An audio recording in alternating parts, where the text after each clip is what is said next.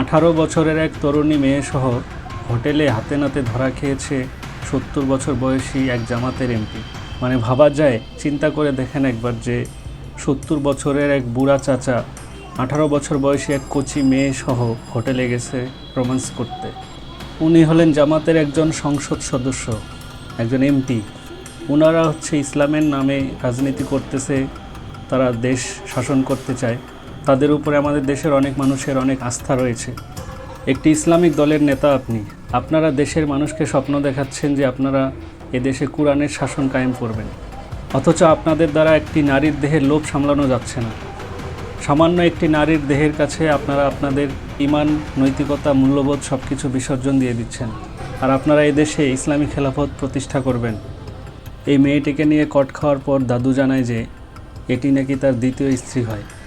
এছাড়া একটা লোককে ইন্টারভিউতে বলতে শোনা যায় যে এই মেয়েটি নাকি তার কন্যা হয় এবং গত জুন মাসে নাকি এই দাদুর সঙ্গে তার বিয়ে হয়েছে।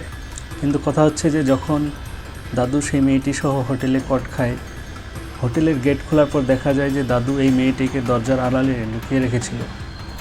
তাছাড়া দাদু যাদের হাতে নাতে ধরা খেয়েছিল তাদের কাছে হাত জোর করে ক্ষমা চায় এবং বলে যে তার নাকি অন্যায় হয়ে গেছে। তোমার নাম কি?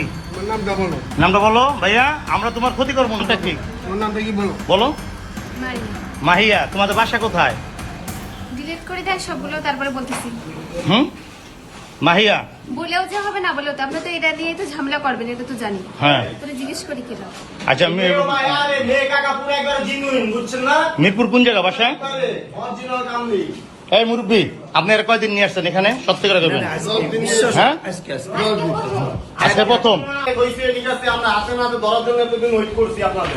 আচ্ছা, এই শোনেন, এই রুম ভাড়া করছেন নীলার থেকে?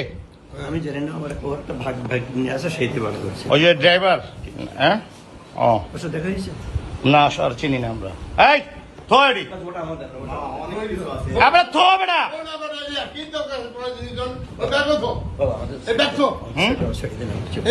আপনি অন্যায় করছেন। হ্যাঁ, আপনি অন্যায় করছেন। আপনি একজন জামাত হয়ে কিভাবে কাজটা করলেন? মেয়ের লোক লিয়া না, এমনি না, আপনি একটা ঘরের ভিতরে আমরা ঢুকছি।